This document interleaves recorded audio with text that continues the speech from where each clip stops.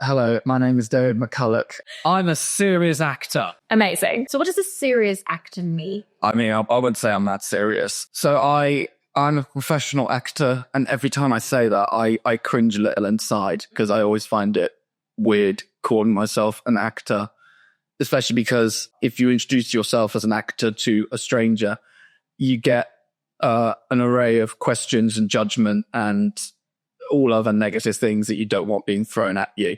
Mostly the judgment of why, an actor and stuff like, oh really, well I've seen you in anything.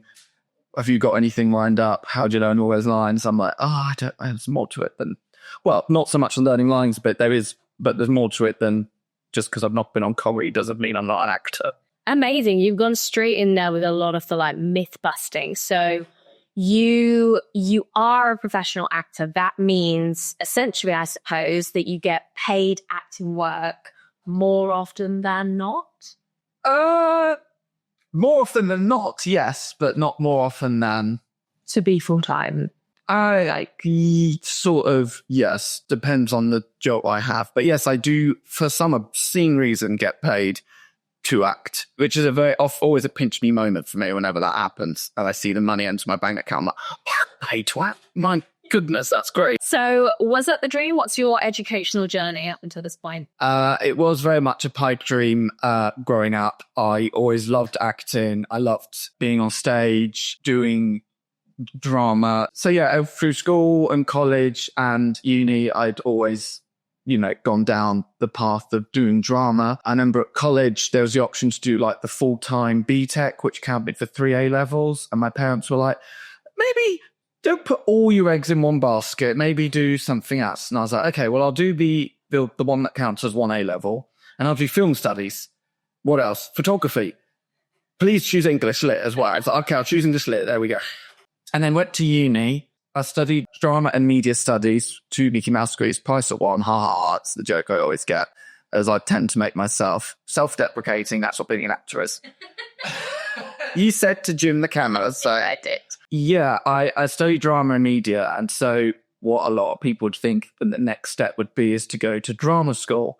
But my parents had saved and very kindly paid for my university fees, which is back in the day when it was only $3,000 a year. I know, I'm old. It would have been a bit cheeky of me to be like, hey, mum and dad, thanks for money to let me have a higher education. Now, how about 3 times that much to do what you would essentially consider the same thing, but all the way up in London? So after uni, I wanted to keep the creative flame going. So I joined a lot of Andran groups, but always kind of felt that to be a professional was just slightly out of reach. I didn't think there was any way to get into that unless you'd been to drama school. And then it turns out that's not the case, because I got involved with an amateur dramatics group in Winchester, and I wanted to get more involved in marketing as well as acting, because I thought, well, if I can't act, I'll market, because I liked that kind of promotional aspect. And I was in rehearsals for one of the shows. And one of the women that was in it approached me and said that her and her mum had a professional theatre company and they were holding auditions. Did I want to go along? She said, it's only a little bit of money. But all I heard was, money? Money. Yes. But I then immediately, the imposter syndrome kicked in and I was like, you're not actually a professional actor. Don't tell her. Don't tell her that you're not. And so I went along, auditioned, got in, and then that's kind of how I got my foot in the door, I guess. Yeah, amazing. So this is the thing. Let's talk about, there must be a variety of routes into the profession, as it were. So a lot of people assume you have to go to drama school. You don't. What are the perks of going to drama school? I don't know. My wife went to drama school, and in her audition, she was asked to do speech again, but as a pineapple. Full disclosure, you went to drama? I went to drama school, and I did do the audition routes, and I was asked to be a tea bag, and a used tea bag. What you get is a much more intense training. You get showcases, which are to be put in front of agents. So the next step would be, in theory, a lot of people might assume you'll need an agent in order to get you work in the industry. Do you have an agent? No, I don't. But you still get work in the industry? Yes. persevering, applying for jobs constantly. But it's also a case of who you know. I have gotten jobs because I've worked with people and we've gotten on well. And then down the line, they've gone, hey, you weren't that insufferable. Do you want to come and do this job or something? Mm. I do find with age, it depends on what kind of level you are. I think there are certain jobs in the industry that you can't get without an agent. But to get one of those really big agents is very difficult. But then there are a lot of other agents that are kind of on the same level that maybe I'm at already or that other professionals are. And they'll just be getting me work that I could get myself. Mm-hmm. And so I always think, strive for an agent because you might need them for some of the more big and complicated jobs if I ever get them, which is the dream. Here's hoping. And it might be helpful as well to kind of get that knowledge from the agent side of things, because as an actor, contracts and terms and conditions and usage and all that just straight over my head pretty much. It's quite lucky that my wife that I mentioned used to work in an agency. So if I have any problems, I usually go to her. Yeah, so it helps with the sort of nitty-gritty admin side of things, but you would also then have to give a cut to your agent. Yes. So by sourcing work yourself, it means you save that money. Yes. Most agents out there do say that if you source the work yourself, then you don't have to pay them a commission unless you choose to get them involved. I did have an issue with a past agent, because I have had a couple of agents before, where I said, oh, I've gotten this job myself. I did it last year. It was like a seasonal gig and I'm doing it again. But here's all my availability in case you want to put it on for anything else. But it was around the festive period where unless you're already down for Panto or something else, you're probably not going to be put down for much. And then she was like, I think you should put this contract through me. Otherwise, you should think about looking for other representation. And I went, okay, well, here's what your contract says. And yeah, I think I will look for other representation. There is, sadly, in this industry, there are occasions where people will try and take the mick a bit. There's a lot of stories of actors getting taken advantage of. So one of the things, and you do need, I'm sure this will be one of your questions, you do need a lot of, I don't know, a strong will and backbone and gumption to be in this industry. You have to deal with a lot of terrible people and rejection and stuff like that. And so it's just all about knowing your worth. That's the best advice I give to any actors. Just know what you're worth. That's a really nice way to put it. So you really do have to have like rock solid self-esteem, because 10 times out of 10, it's not you. You didn't get this role because they hate you. Yeah. You didn't get this role for a million reasons that had nothing to do with you. I'll still think that they hate me. Amazing. So while we're on the thing of advice, like how do you deal with rejection? Oh, self-pity and alcohol. I'm joking. This is a professional podcast. I don't know really. If it's something like a self-tape, I can kind of send it off, out of sight, out of mind. But whereas for me, unlike a lot of actors, I don't live in London. I live in Hampshire. And so sometimes I have to travel all the way up to London for an audition. And it is a little bit harder on the old confidence when you've woken up early, paid money for a train ticket. You travel all the way up to London. You get there really early because you don't trust train times. And it takes like maybe an hour, 2 hours to get maybe longer to get from your doorstep to London. And then you got to travel further into deepest, darkest depths. And you get there, it's taking forever. You're sweating, you're hot, or you're freezing cold, or whatever the weather's like. And you get in 5 minutes later, if that, thanks very much, off you go. So even that in itself is a bit like, oh, God. So sometimes that kind of softens the rejection blow a bit. But then you think, why did I go all the way up there? Why did I bother? So it's trying to push through. And why did you bother? Mostly because I wanted the job. So it is always worth it. It's hard work is what I'm getting. Yeah. It's hard work, but you get paid to do what you love at the end. Yes. And that is a privilege that I'm very, very glad to have. I can get paid for doing what I like. I have gotten some acting jobs. Yeah. And so then what do they tend to look like? Like, you're not Corey, you're not in Guardians of the Galaxy 3, or are you? No. So like what are you as a consistently jobbing actor, which is I believe what you're referred to as, are. What does the work look like? So before I became professional, I just assumed that a professional actor was someone that went up to London and filmed on a big TV show or a film or had like a long run in the West End or something like that. But then when I actually did it, the first acting job I did was only 5 days in total. Still got paid for it, which was great. And then the second one that I did it alongside my then full-time job because I used to work in an office. And it was touring to like regional areas, like taking theatre to community centres, local theatres, village halls, churches, a hovercraft. Not one that was moving, but in the hovercraft museum. It's completely like, this was so different to what I thought acting was going to be. But it felt, the tour that I'm talking about was with a production company local to me called Black Box Theatre. And we drove around, we put up the stage and the set and lights and all of it ourselves. So it's a very collaborative effort. And I was like, oh, this is a different side that you don't really see if you're a normal person who just thinks acting is being Benedict Cumberbatch. Mm-hmm.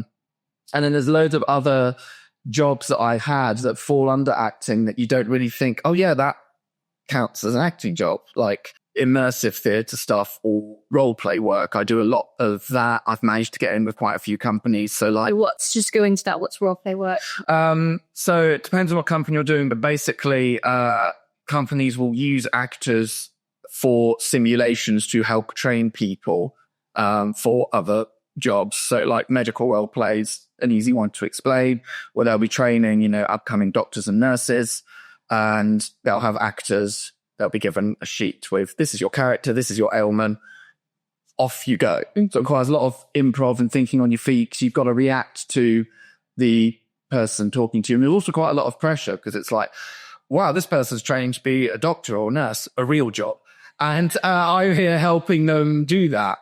And I've done a lot of like hostile environment training role play where the people that have been trained up to go to, first world countries or war-torn countries, and they'll have actors playing civilians, sometimes aggressive simulations and stuff like that, because you're training people for a wide range of scenarios that they could go into, especially given the state of the world at the moment. But they're training people to go into these places and provide aid and provide support to people who have been potentially victims of warfare, and they could be dealing with a lot of conflict out there. So that's some of the scenarios that we do, which is a lot of fun for us because, but it's very... Just play around. We're just playing around. We're just playing around, waving guns about. It's great fun. You're not training to be a doctor. No, they're not. So that's things I didn't think of before. And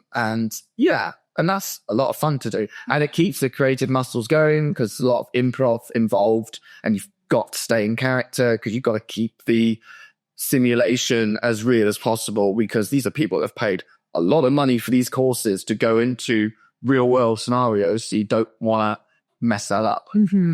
You talked about keeping the muscles active. Is that something that you have to be aware of? What are the sort of costs of being an actor when you think about things like showreels, headshots, workshops, keeping you active when you're not getting paid work? Well, the great thing is with stuff like role play work, it's a lot more consistent than your plays, your films, and all of that. And I got into that because I knew people that had already worked in it, because I have quite a few friends in the industry. That makes me sound really important. Martin Freeman, I've got in a speed dive.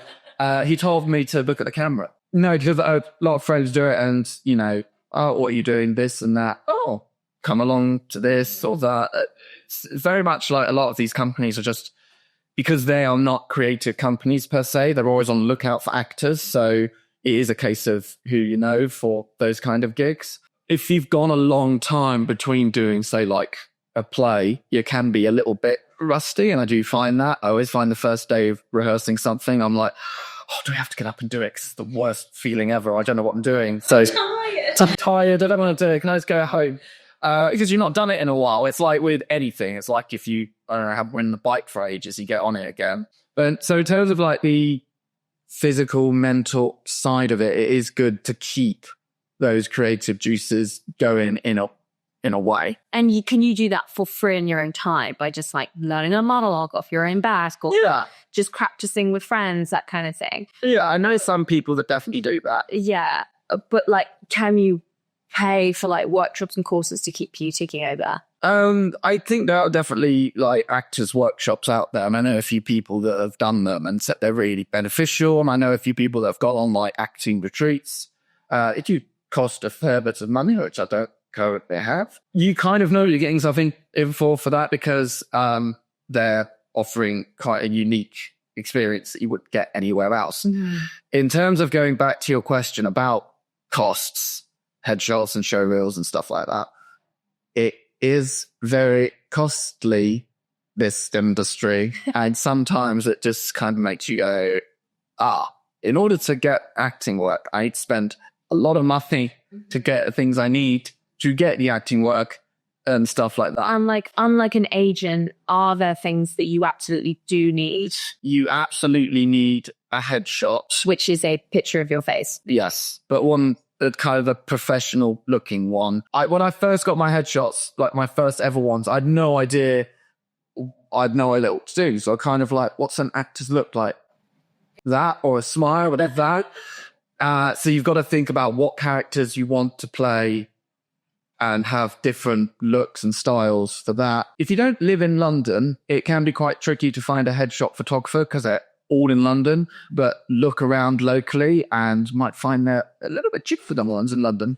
The last set of headshots I had was from a local photographer called Mike Bell, and they're fantastic. It's just down the road. It's even better.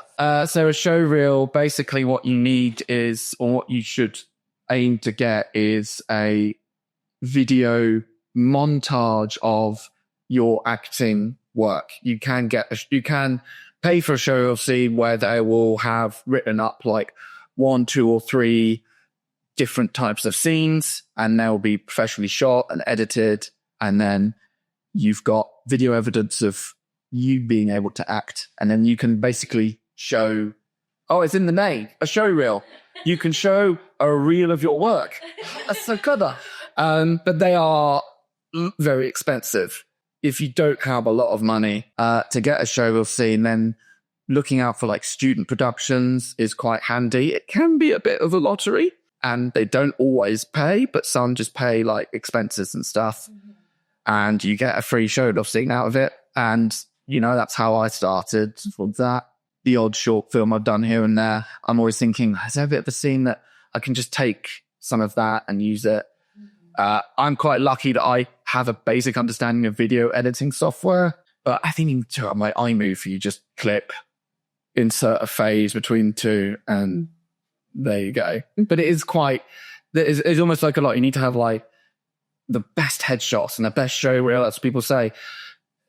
When you're starting out, just getting a couple of pictures of your face against a blank background, and even just filming yourself doing a monologue, just so you've got something to start with so someone can see what you're like. Like, I know people who have been doing this for years and they've gotten good work, but they don't have a showreel because they've just somehow managed to build the contacts as they go. And the other thing about cost, and this is one thing I hate about this industry, is that acting seems to be the only industry where you have to pay to apply for jobs. So you don't have to on Indeed or Total Jobs or Reel, but on stuff like Spotlight and Mandy, you have to pay to create. You'd have to pay to create a profile on something like Mandy, but you have to pay to apply for paid jobs. Right. And it's also quite tricky getting on Spotlight because you have to, I think you have to have a certain number of credits under your name already to be accepted onto that. Then you got paid the privilege for applying for work. And then you can't even see all the acting jobs because only if you're not represented by an agent, you can only see certain amounts. If you have an agent, they get to see more. So that's quite tricky. Do you have to have a job that's not acting on the side? Yes, definitely. Unless you are super, super lucky. Yeah, it's good to have a side hustle. Some people just do acting as like a part-time thing, and that's absolutely fine. Some people want to do it a lot more full-time. I'd love for this to be my full-time profession, but I've been doing this for coming up to 8 years professionally, and I am a realist that you do need another job to help pay the bills, as it were. When I started, I was doing a full-time, like 37 to 40-hour job. I was working in the public sector. But I was very lucky that my boss at the time used to be in a band. So he had that kind of creative love inside him. So he let me utilize, probably abuse, the chance that I could work flexibly. Mm-hmm. And I was able to do acting alongside it.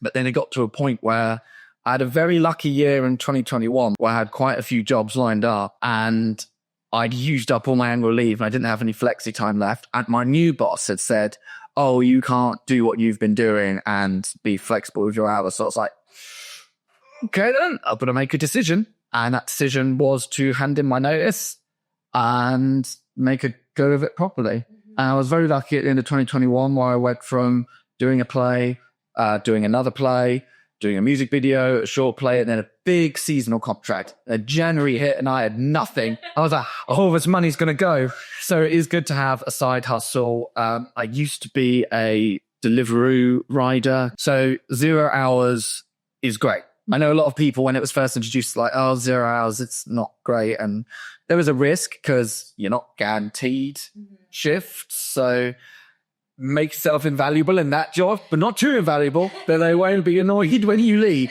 if you leave. So I'm very lucky there's a theatre local to me with a 0 hours, which I'm currently on a 0 hours contract, which is guest experience. So it's working the bar, ushering, scanning, working the cafe. Because it's a theatre, they know that I'm an actor and I do it professionally. So they're very supportive of that. And they understand that I like the 0 hours side of it. I like getting a lot of shifts, but I also have the flexibility, other avenues I want to be flexible. Even if you were to get, let's say, a feature film, do you think you would give up that side hustle? Because there's no guarantee, just trying to like have a reality here. It's not like you get cast in the next Marvel movie and then you're set for life. Yeah. Like you do have to keep that realistic grounding of like, it's good to have work somewhere. Yeah. I know full well that if I was very, very, very fortunate enough to get the next Marvel movie, I'm not going to be the lead. Not yet. But it will be, and I've had it where I've gone off and had quite good jobs and stuff, but I know it's coming to an end. There's nothing lined up next. So it is good to keep those side hustles in your back pocket.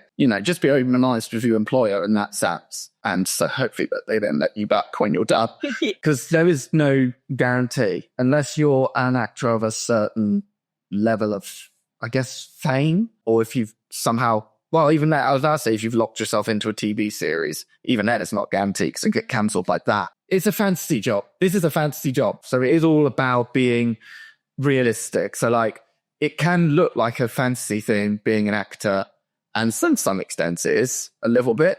So it's good to keep yourself grounded, keep things realistic, but also you've got to push yourself. So I am on Spotlight every day, looking for work, applying for things. There are certain panto casting websites that I am going on every day. It says casting closed, but if I refresh it, maybe it will come up. And just apply for anything and everything, even if you don't think you'll be great at it, or if you think this isn't really for me, just go for it. I applied for something on Spotlight. It was for a puppeteering gig. I have no experience being a puppeteer. Didn't mention anything about puppeteering on my application, and I got an audition. And I went in and the guy said, do you have any experience with this type of puppet? And I was like, no, not this kind. But I didn't say the rest, which was not this or any, really. You got yourself in the door. I did, yeah. Seen by people that might remember you for future, yes. And you had a practice audition. I did, yeah. So that's another thing, like these people in an audition room, they will see God knows how many people a day, and they're running late and everything merged into one. Who is it now? Oh God, I've been here all day. I'm tired. Blah, blah, blah. You've got to if you get into the audition room, make that time yours.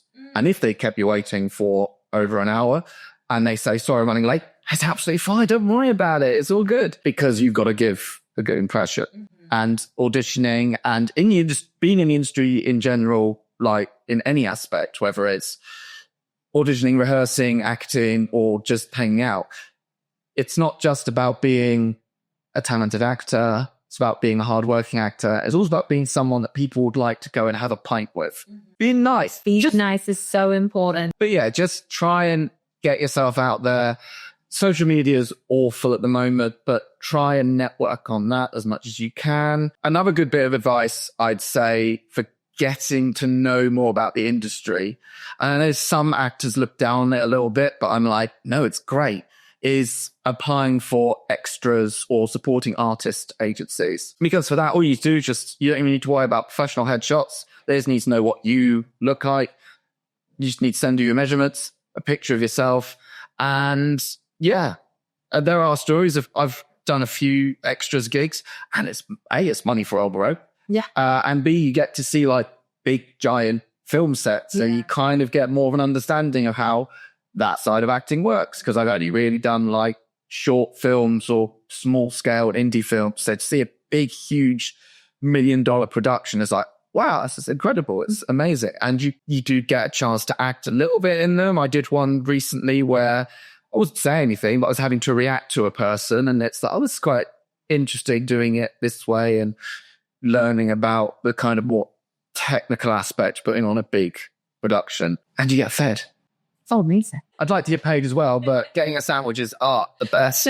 If you've listened to me ramble all this time and you still want to be an actor, go for it. Woo! If anything I said as an age, you go, it's not for me, or if there's ever any, I'm my worst critic, and I'm always doubting myself. I always remember that, like, well, the alternative to go back to full-time in the public sector, which was, again, I'm sure people love it there, but I'm not built that way. I'm not built to be sat behind a computer all the time. I need to be on my feet, acting like a fool on stage. Yeah, it's hard.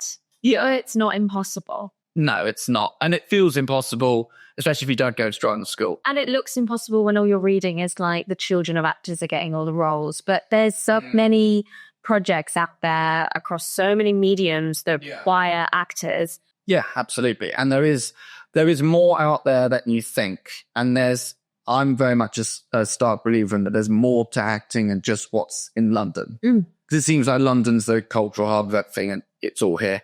And it is, because you've got all the like small scale pub fillets and stuff like that. You don't really have much of that outside, but just look around and you'll find there are more local and regional companies that will probably be very grateful for local regional actors. You have to pay for travel to get them all the way down to London. But yeah, you need a backbone, a lot of courage, and just a bit of insanity probably.